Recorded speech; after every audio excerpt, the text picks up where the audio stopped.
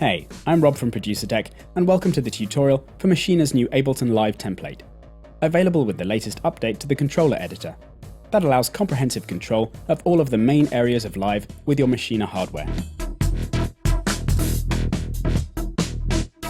If you're new to the controller editor, then this is a software application that comes with all Native Instruments hardware, enabling you to use that hardware as a MIDI control surface for any other software or even hardware that you own. The Live template is really intuitive and fun to use, and in this movie, I'll show you all of its main features.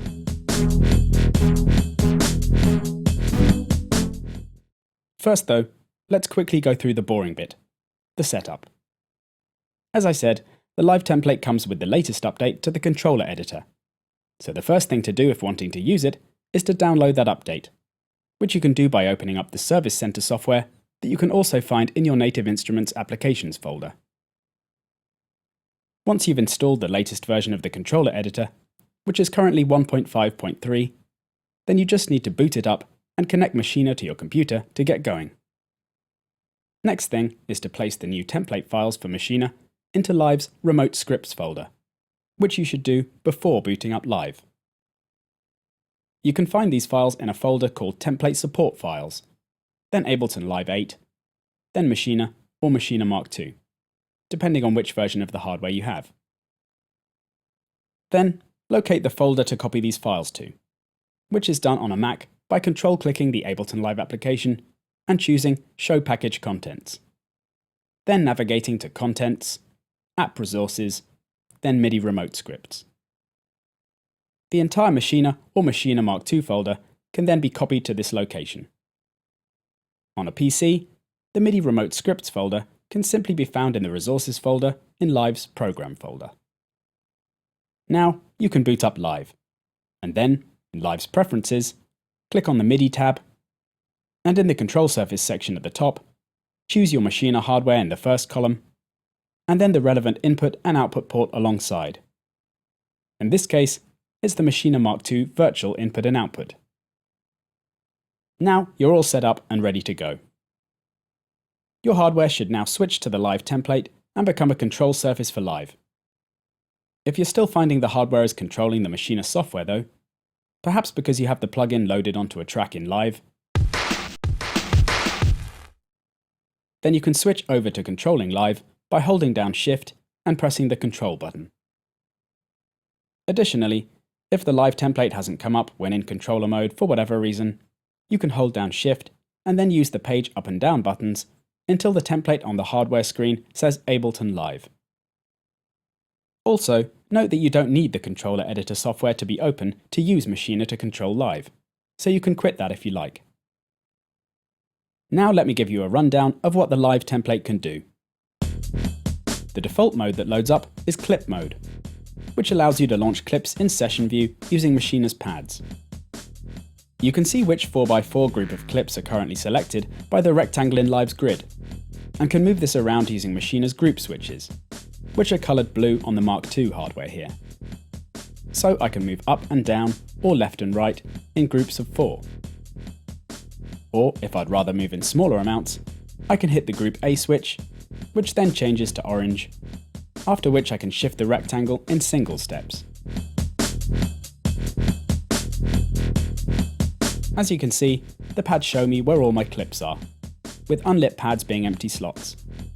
And the pads change in colour when I launch clips, so I always know what's playing at a particular time.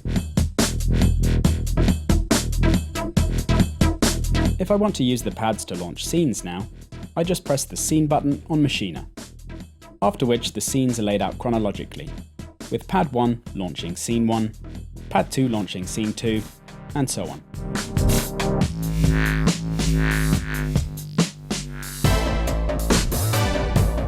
Then, to switch back to launching individual clips, I press the Pattern button.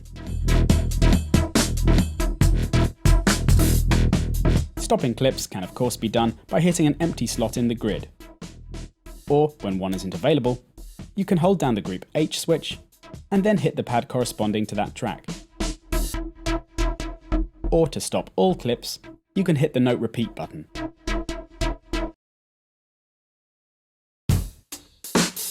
Mixer controls can be accessed using either the pads or the knobs and buttons at the top of the hardware. With the pads, you can press and hold certain buttons, which is a very quick and intuitive way to work. For instance, holding down mute and then pressing the pads mutes and unmutes tracks.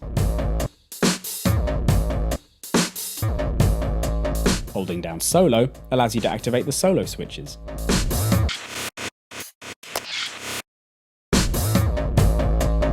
All of these mixer actions can also be done with the buttons above Maschine screens, which have a different function depending on the page the template is currently on. There are 8 pages in total, which also change the action of the knobs below the screens. Page 1 has the first 4 buttons stopping the clips on the first 4 tracks, and the second 4 record arming those tracks, whilst the knobs below adjust their faders, and then their panning. Page 2 doesn't split the knobs and buttons in this way, but has all 8 controlling the same parameters on 8 adjacent tracks. In this case, the track faders and record arm switches. Then, pages 3 and 4 are similar to 2, also controlling 8 tracks, but this time it's the panning dials and mute switches, and then send dials and solo switches.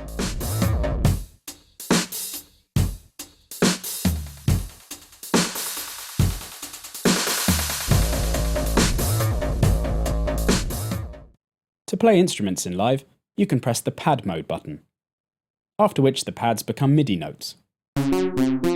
As default, they're simply ascending chromatic notes.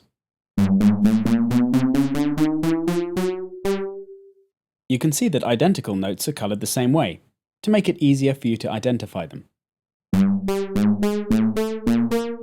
However, you're not limited to this MIDI note selection, and can in fact change the octave, the range of notes, the colours, and even the scale. This is done by holding down various buttons above the screen in page 5, and then using the left and right buttons or main encoder. Let me give you an example. I've got a MIDI instrument on track 4 here that I want to play. So I'll first switch to pad mode, then record arm that track, which I'll do in this case by holding down the group D switch and hitting the pad for that track. Now I want to play in the key of my song, which is E. The bass note is C right now, and I want to change it to E flat. So I'll hold down the bass note button and then rotate the encoder until the bass note is E flat. So move it up by 3 semitones. Now, I'll shift the pads up an octave with the buttons below the encoder. Now, I'll change the scale by holding down the scale button and choosing one of 25 different scale and interval options until I find something suitable.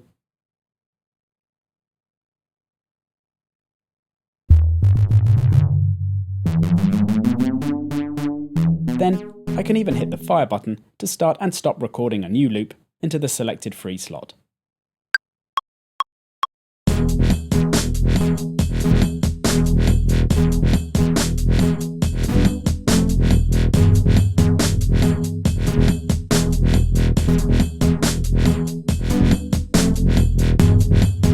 The last main pad mode gives you even more options for controlling both the mixer and devices. This is accessed by pressing the Navigate button, after which pads 5 to 8 choose what you want to do. Pad 5 enters volume mode, where you choose the track you want to control with the green pads above, and then rotate the main encoder to adjust their volume.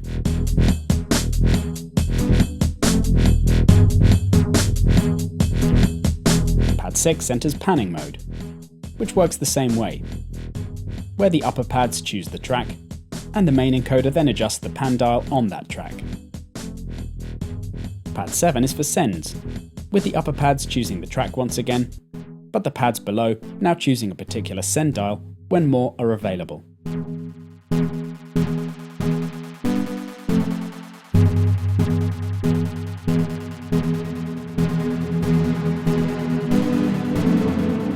And, last but not least, Pad 8 chooses device mode. And this is really extensive. Let me show you just how much it can do.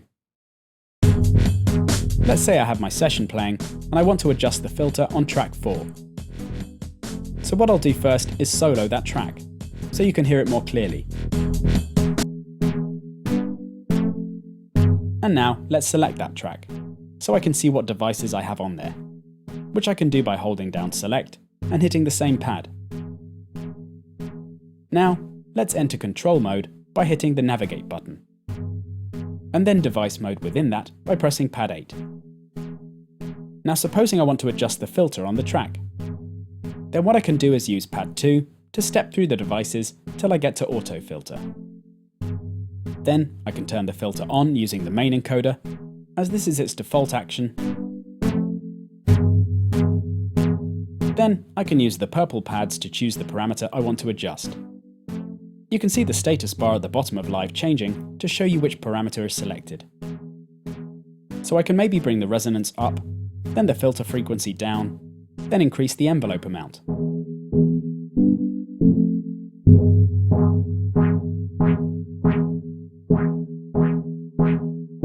These parameters are also controllable using the knobs above, as you can see.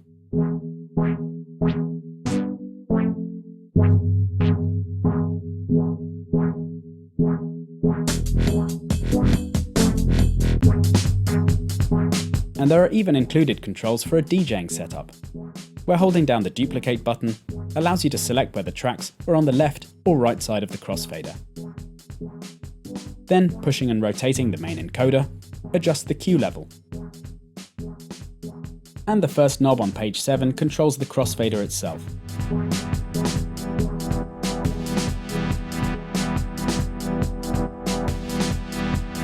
As far as global controls go, in addition to the entire transport being controlled by the transport section of the hardware, as you'd expect, you have other commands such as undo and redo assigned to the buttons in the top corner, as well as tap tempo and other useful settings.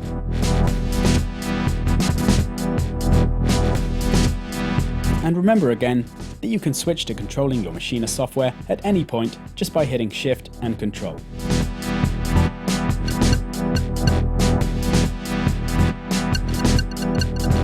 So you can simultaneously use the Maschine hardware as a powerful control surface for Live, in addition to a comprehensive groove production studio in its own right. To learn more about Maschine, check out my Producer Tech Maschine courses, currently hosted on music-courses.com.